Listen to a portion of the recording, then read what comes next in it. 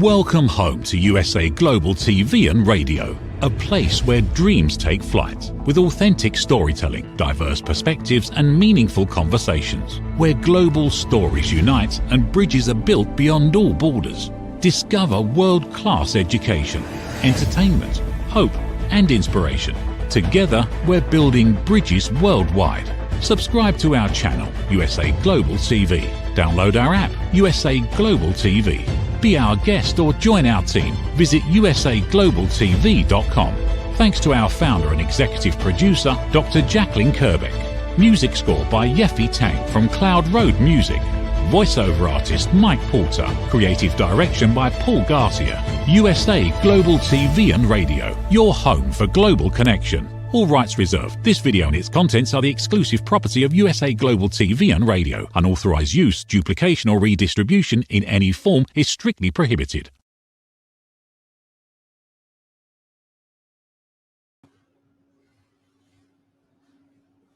Good afternoon, everyone, and happy Monday. I am Julie Ann Mejia, and you're watching episode 18 of The Holistic Alternative. Our guests today are two incredible pioneers who have built one of the most celebrated and inclusive events in the country. These individuals that we're hosting today have really, truly brought the community together, bringing competition and community spacing and entertainment in one spot. It is my true honor and privilege to welcome Jen and Jeremy Borgeson, the founders and owners of the Harvest Cup. Thank you, Jen and Jeremy, for joining me today. Hello. Hi. How's it going, guys? Good. So I know your story. It's a powerful one. I would love to have you guys share a little bit about how cannabis brought you together to create this event. Well, that's your story. Okay. Well, how cannabis brought us together.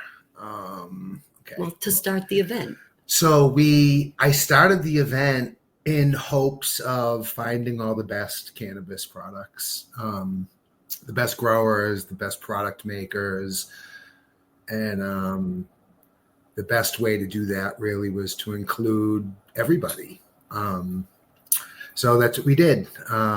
We approached the city of Worcester in hopes of doing an event like this, and they were open to it. They skeptical at first, but they came around and thankfully allowed us to do the first Harvest Cup in 2017. And here we are 9 years later, still doing it.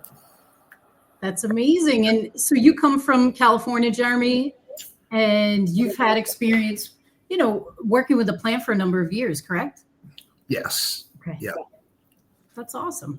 And Jen, I know it's a very personal, story in regards to your usage. If you feel comfortable, would you like to share a little bit about how you started using cannabis for your health?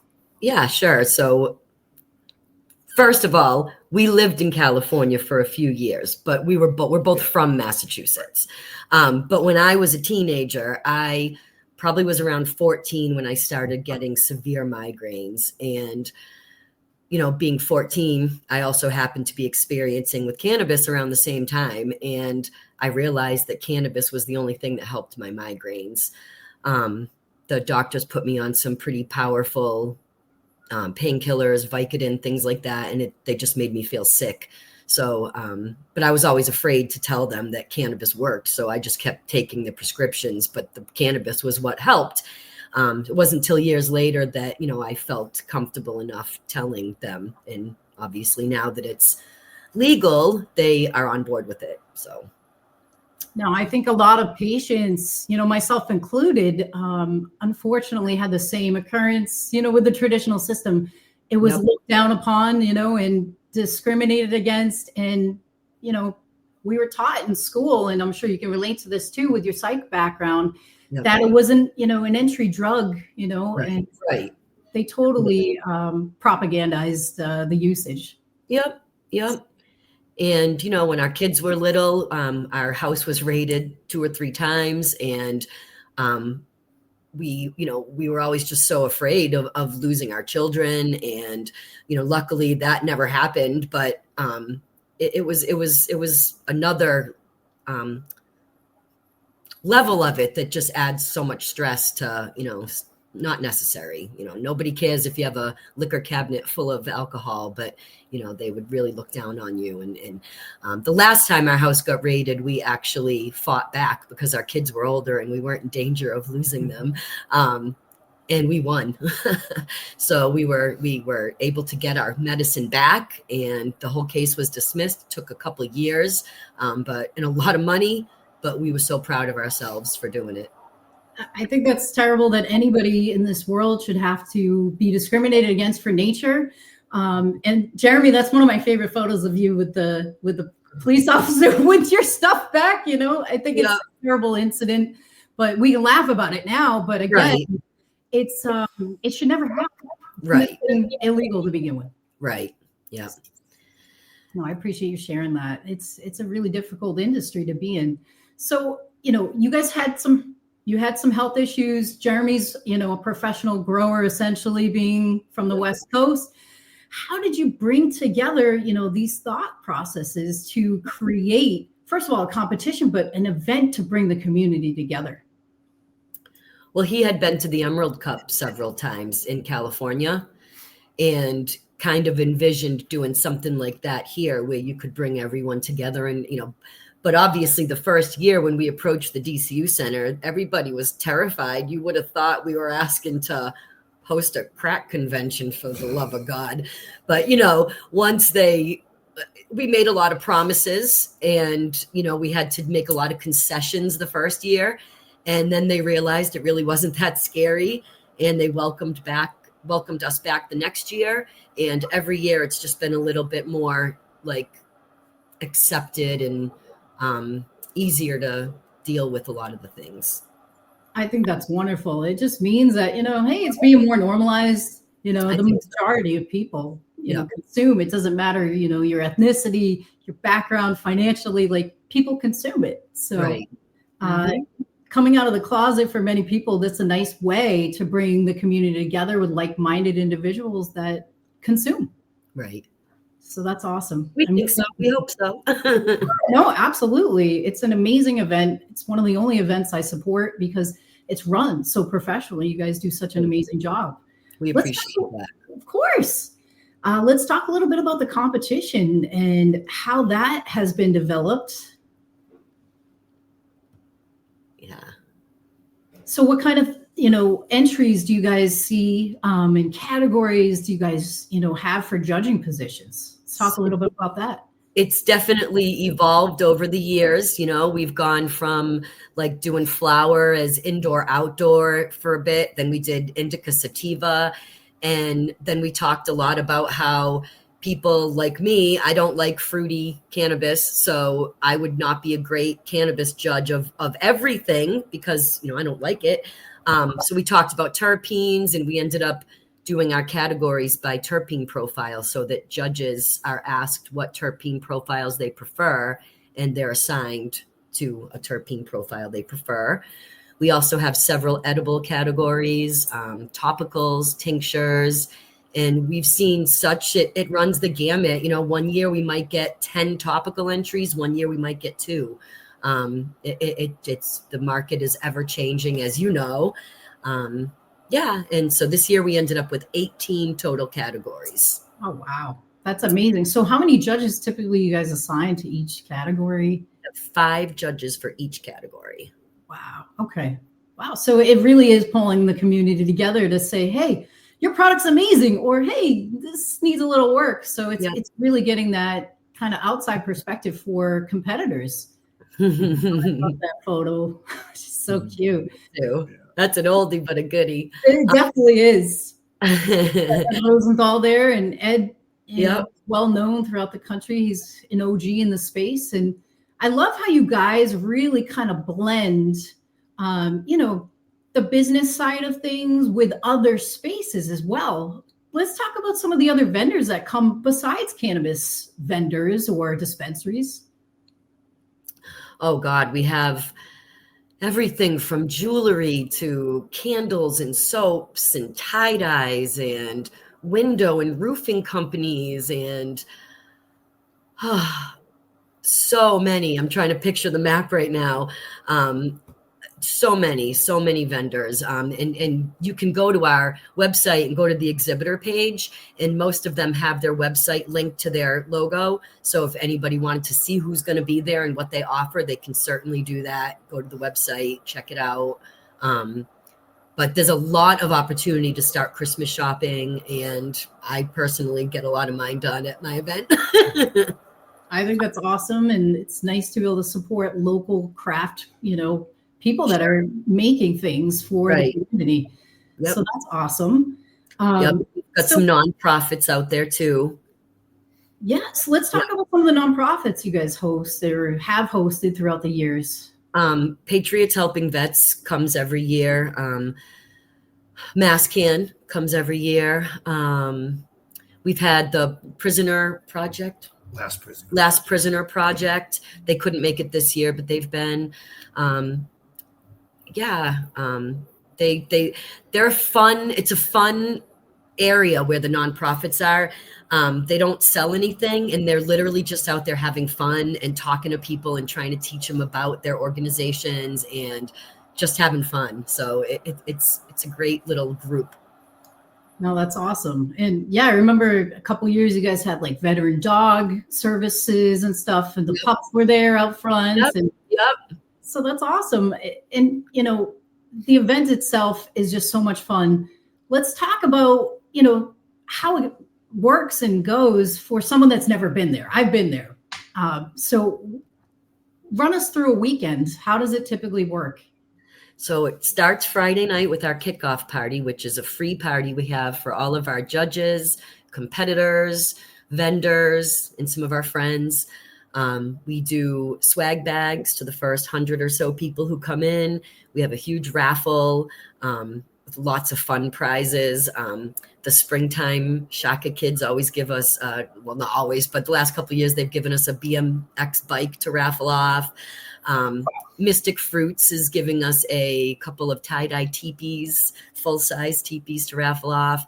We've got a whole bunch of restaurant area gift cards. I'm making a big basket full of restaurant gift cards. So that's a fun way to start the weekend. Then Saturday starts at 10 a.m. and we do winner announcements at 4:20 for all the categories except flour and concentrates. And then on Sunday, and it's over at 6 o'clock on Saturday. And then Sunday we start at 10 and we do the winner announcements for flour and concentrates at 4:20 on Sunday. And then it's over at 5 o'clock on Sunday. And then we're all thoroughly exhausted, and takes us 3 hours to break down, and then we go eat, and then we sleep for a week. I don't blame you. You guys put so much love and effort into the event. Everyone feels it. It's a beautiful weekend, but it's draining. It's a lot to do as an executive managing it, just to make sure everyone's safe, everyone has what they need. Yep. Sure, that's a lot. So that's one reason we do it at the DCU Center. It's definitely been, we don't have to worry about certain things. We have a safe building that's got security. We have multiple trash services. We have clean bathrooms. So it's a great place to have it. It's an amazing event. It's so much fun, and I know the community just has the best time, and it just brings everyone together. It's the place to go. So if you've never been, this is the year to go, everyone. Now, how are you guys doing? Are there any available vendor spots still available? I know sometimes towards the end you get a couple left. Yeah, there's still a handful. I think there might be one end cap, and then there's several 10 by 10s and a couple of double booths on the map. So there's still some opportunities out there if somebody wants to grab a booth, for sure. No, and everyone watching, like Jen was saying, it doesn't have to be a cannabis related business. Absolutely. Right. No, it could be a CPA, because again, cannabis companies need tax assistance and help with that, or they need business services from a business attorney. So, I think, personally seeing so many different types of vendors and people there, it's an amazing event to network too. Right. Yep. I agree. Yep.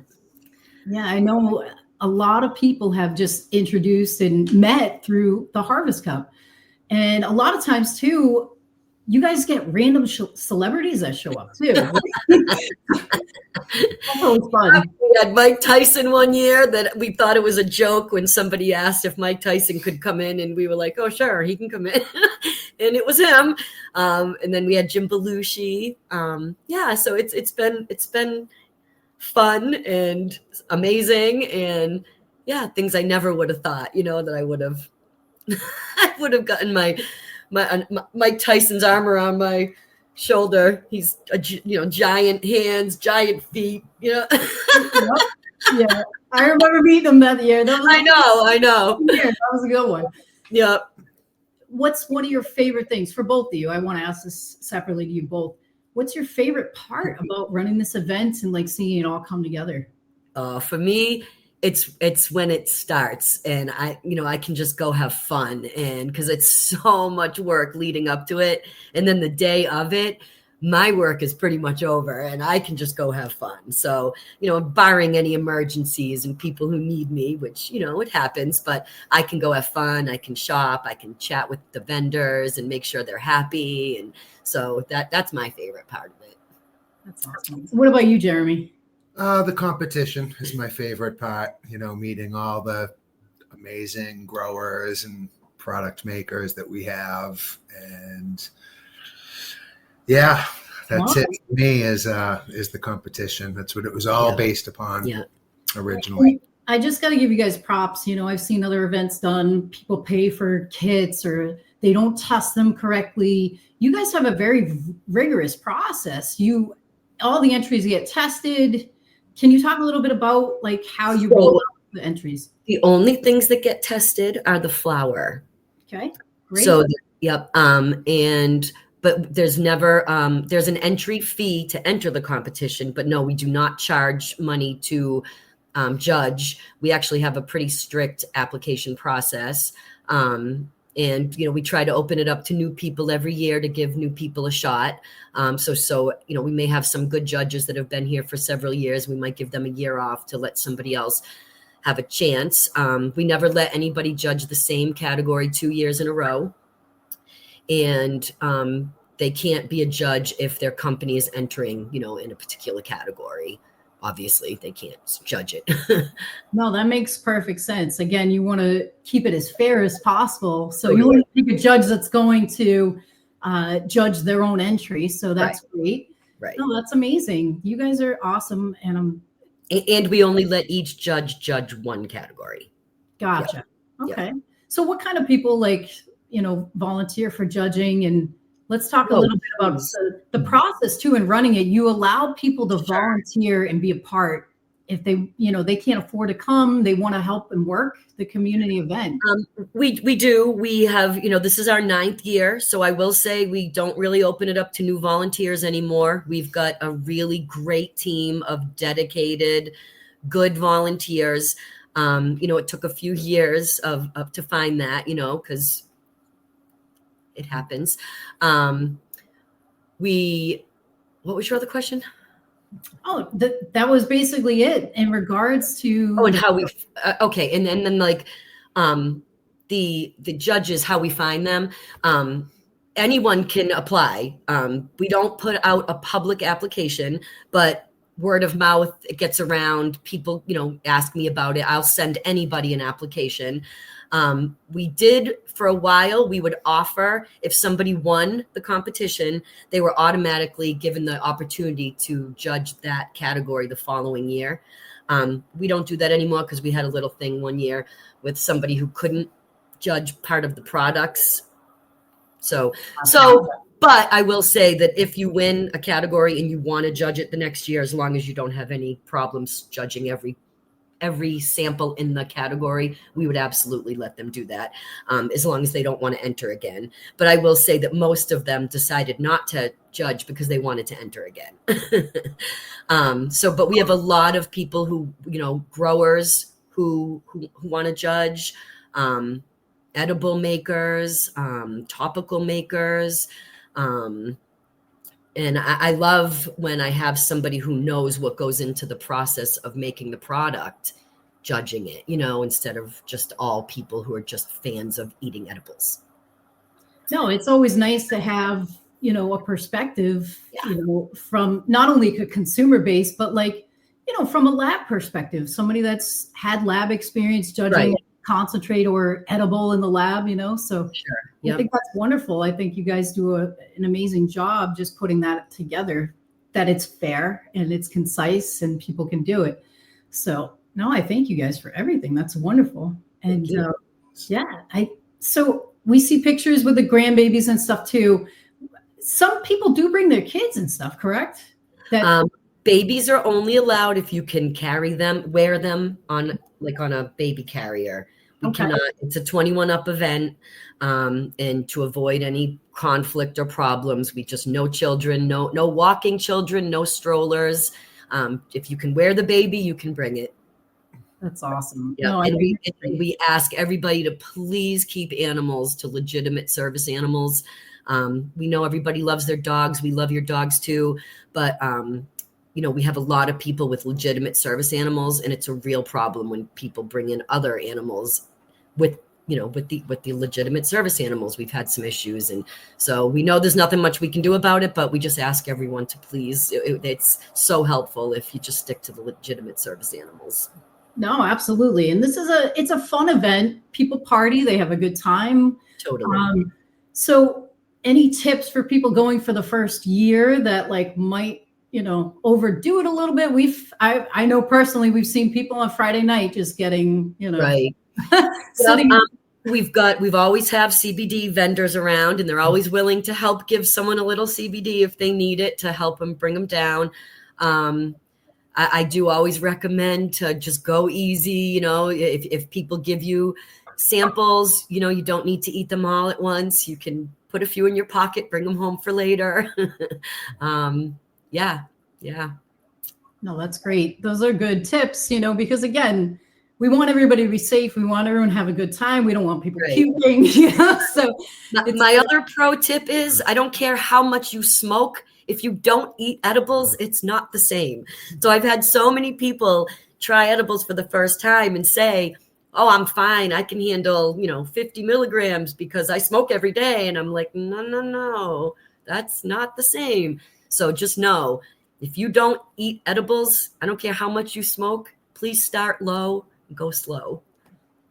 That's great advice. And I think everyone listening that isn't familiar with edibles, again, sometimes 5 milligrams can be too much for people. We want to tell people to microdose when they're starting out, because again, if they take too much, it ruins the whole day. You can always take more, right? Later. Yeah. You can't take back. You can always. That's right. Those are great tips. And you guys have been very fortunate too. I've seen personally, the staff that come to help out are amazing, but even the people associated with the DCU Center, I remember one of the first Harvest Cups I went to, I was like, are the police going to be kind? I was like, how is this going to work out? But you guys have had pretty good interactions with the city of Worcester, correct? Yep. Totally. Yep. No, we have a good relationship with them for sure. Yeah, no, and that's positive because, again, a lot of outside interaction can be positive or negative depending upon the person. So it's nice to have positive people to work with. Yep. And again, I think that the first year, I think they were so worried. And then when nothing bad happened, I think it was just, it really helped set the stage for the future and not, you know what I mean? Not treating us like we were doing anything wrong. No, and they do allow people, they understand that there are medical patients that go to this event that need to consume to be there, right? So, they don't hassle anybody outside smoking and, they've been very kind with that regard. So I totally agree. Yeah. That's all we can ask for, right? So, no, that's great. I'm so excited for this event. So it starts on Friday night. Can you give the dates and everything and the times again? Sure. So Saturday and Sunday, November 8th and 9th. Saturday is 10 to 6. Sunday is 10 to 5. at the DCU Center. There are several area hotels if you need a place to stay. The Hilton Garden Inn and the AC Marriott are two of them. There's lots of restaurants around. They love our event because they get a lot of business during our event. They treat everybody really well. And yeah. No, that's great. I appreciate the knowledge and everything. So any other thoughts that you guys want to share for people that have never come or never vended at your event? Any other tips that you can give them in regards to just taking it, moment by moment? Because it's a lot to do a 3-day. So, I mean, the people who come Friday night, I think that at this point, it's all pretty much the same people. It's the same. It's the, the returning vendors, the returning judges, the returning competitors. So they know what to expect. And Friday night it's just a fun thing to thank them all for what they've done, for entering the competition, for judging for us, for vending for us. So that is, I hope it's just a fun night for everyone. I hope it doesn't add stress to anybody's weekend. And then the weekend itself, I mean, I just suggest you drink a lot of water and put a smile on your face and talk to people. One of the biggest things I've heard from people who weren't happy was that I think that they thought they were going to walk in and people were going to hand them free weed. And, that's not what it's about. Walk around, talk to people, ask them questions about their business, their grow. A lot of people will, if you're nice and you're chatting with them, they might give you a pre-roll. But if you just walk up and say, I want a pre-roll, they're probably not going to give it to you. So just talk to people, be nice, have fun. I would say 95% of the people that I've talked to who've attended, vended, whatever, are absolutely thrilled with it and always have a good time. No, So I hope you're all one of them. Yes, absolutely. It's an amazing event. It's an amazing time. So honored to be involved. And, we talk about the winners, right? In regards to their entries. You've had some really cool prizes over the years for these winners. Let's talk a little bit about those. Yeah, sure. So we had bling and beads for the first 8 years, 7 or 8 years, 8 years, I think, or seven, maybe 7. And so this year we've got, I think I've created a monster with the monster stash jars. This is their 3rd year with us. We've got Olive You Pottery. She's making some cool ceramic mugs. And new this year, we've got Chronic Glass. He's making some really cool glass crown pendants for all the winners. So I'm excited about that. That's so cool. Yeah, no, it's nice to change it up. Kyle makes beautiful beads, but it's nice to have some other stuff. Yeah. It's just an amazing event. I'm excited about it. And I just want to showcase and try to tell people. It's hard to kind of put it into words unless you go and experience it. As someone that's been there for a few years, either vended or just attended, right? The energy is just undeniable. It's so much love.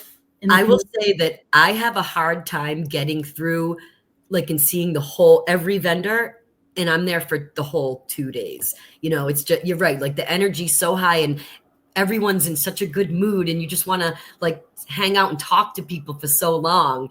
And the next thing I know, I'm like, oh my God, I've only talked to half the people, so I try really hard to touch base with every vendor. And so. No, that's great. I'm sure they agree with you. The energy is just, it's amazing. It's such a fun event. Yeah. No, definitely. And I asked this question in regards to just stuff that we've talked about. I know you guys used to host educational seminars and stuff.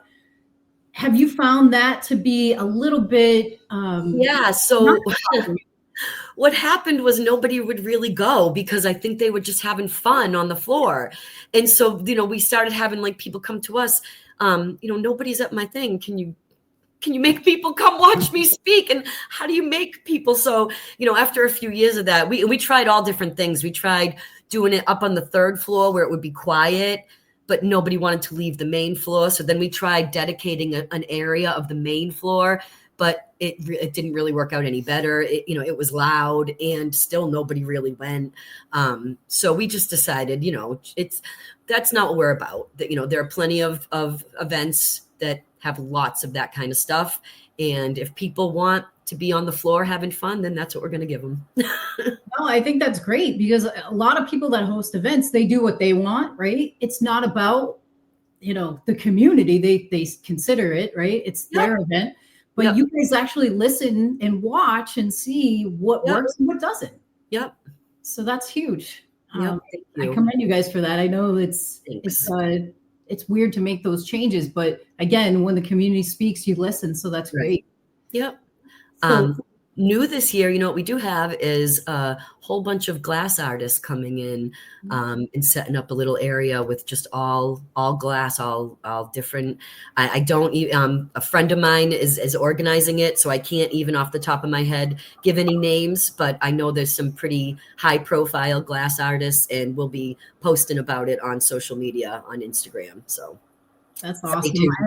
I think the art is absolutely fantastic too. I know you've had like Mike Canastro doing like live art, and there's other art there. Yep, he'll be there again this year, and Cassie Von Doom, she'll be there doing her live painting also. Yep, that's amazing, because so many people in our community, I feel, are artistic, including yourself. You've done a lot of art, so it's nice to have that live where people can like purchase art, and you guys really fulfill all aspects of the community in bringing people together. So thank you.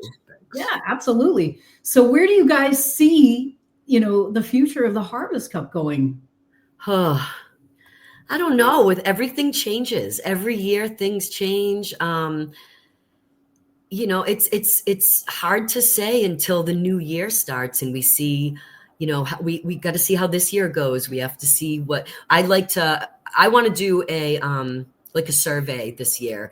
And I want to talk to some vendors and find out I have some certain questions I want to ask them about, what they'd be willing to do for next year. Like how many, I don't know, I have some ideas for next year, and I know he does too.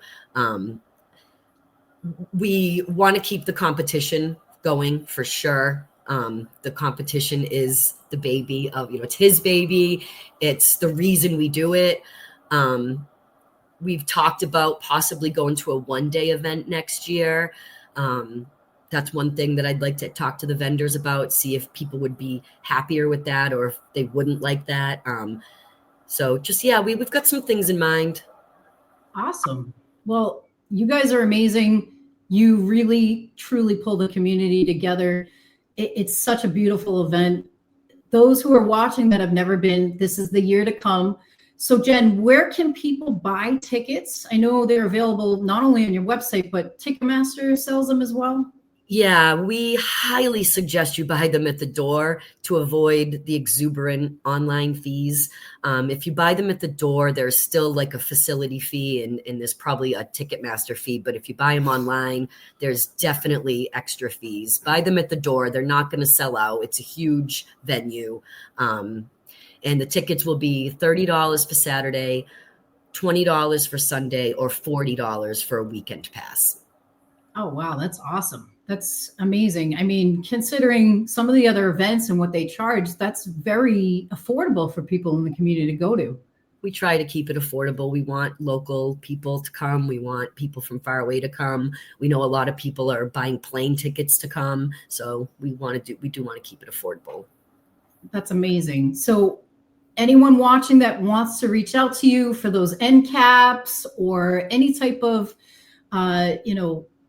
collaboration that they want to help, how can they get in touch with you? So any questions, they can email me. I think my email's up there. If they want to purchase a booth, it all has to be done online. If they have questions, I'm happy to answer them. But if they want to purchase the booth, they would go to the website and there's a vendor link and just click on it and register. They can choose. There's a map they can open and see where all the booths are on the map and choose where they'd like to be. I can tell you that the booths are the cheapest to the far right and left side of the map, and they increase in price as you move to the center where all the action is. Excellent. So we're almost up 40 minutes. It flew by. It's been an honor to have you guys. What would you like to leave people with today that are watching? Well, I hope if you've come to the event that you had a great time. If you haven't come, I hope you come. You have to say you've been there. Yeah, and I thank everybody who supported us. You have no idea how much we appreciate it. Well, we appreciate you. Thank you for all the love that you guys bring to our industry, our community, our state. We love you guys, and we're looking forward to joining you for another Harvest Cup this year. Thank you so much for being part of the show today and taking time out of your busy schedules to be here. Thank you. Thanks for having us. Did Jeremy take over too much? Did he talk to me? No? You guys are perfect. You guys are perfect. Love you guys. You guys are one of my favorite couples in this industry. It's been an honor to host you. Julie. Yeah. We appreciate you. We'll see you both. Love you guys. Have a great day. Love you too. Bye. Bye. Thank you guys so much for watching. Please tune in again in another 4 weeks for another beautiful episode on USA Global TV and Radio. And please be kind to each other, spread love, and have a beautiful rest of the day and week. Take care. Every woman carries a story of strength, of purpose, of light. Through her courage, the world is transformed. Through her grace, generations are inspired. This is Iconic Women. Within Every Woman Lives a Goddess, a celebration of brilliance, beauty, and empowerment. Join us every Wednesday at 11 a.m. New York, 4 p.m. London time, only here on USA, Global TVR, and Radio. Featuring the iconic Dr. Jacqueline Kerbeck, honoring voices that shine across the world. Subscribe to our YouTube channels, USA Global TV and Dr. Jacqueline Kerbeck, to watch and engage with all our content. World-class education, entertainment, hope, and inspiration.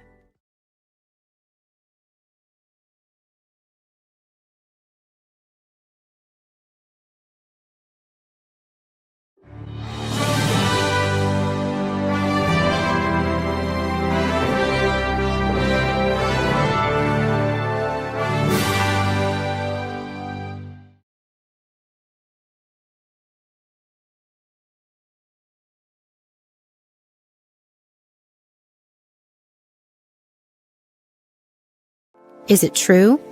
Is it kind? Is it necessary? In a world quick to judge, one book dares to reveal the hidden cost of silence. Discover Holy but Harmful, The Silent Sin of Judgment, How Hidden Judgments Destroy Relationships and Damage Lives by Dr. Jacqueline Kerbeck. The Amazon #1 bestseller that's transforming the way we understand ourselves and the way we see others. Pick up the companion workbook to uncover your own hidden judgments and learn how to break free from them. Available now on Amazon and at fine bookstores worldwide. USA Global TV and Radio proudly presents Tracy Cram-Perkins, a dementia caregiving survivor teaching how to balance care with peace of mind. #1 resource for dementia caregivers. It's the book Dementia Home Care: How to Prepare Before, During, and After. Over 17,000 copies sold of this must-have guide. And now a testimonial from Tracy Smith.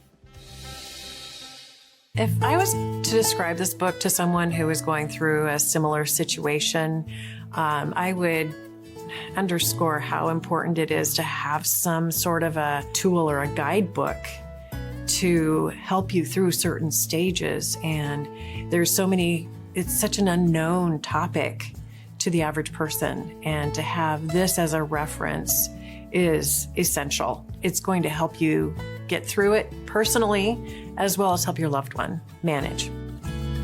To learn more, go to TracyCramPerkins.com. Tracy Cram-Perkins is an award-winning author. She's also the host of Dementia Home Care television show. Watch it here on USA Global TV and Radio.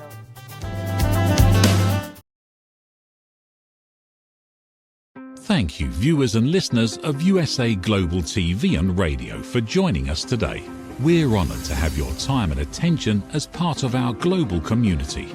At USA Global TV and Radio, we believe in the power of authentic conversations, meaningful connections, and creating a world of possibilities together.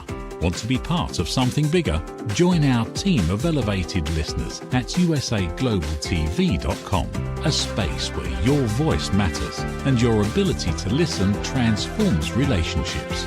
Stay connected with us across all our platforms for thought-provoking discussions, expert insights, and empowering stories.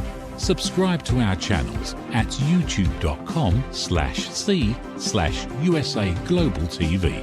Follow us on social media and explore the endless opportunities we're creating for growth, learning, and inspiration. Together, we're not just broadcasting, we're building bridges and changing lives one conversation at a time. For inquiries, contact us at info@usaglobaltv.com. Music by Johnny Dyes. Produced by Executive Producer and Director Dr. Jacqueline Kerbeck. Voiceover by Mike Porter. Creative Direction by Paul Garcia. All rights reserved. Copyright 2025. Visit usaglobaltv.com to view our full terms and conditions.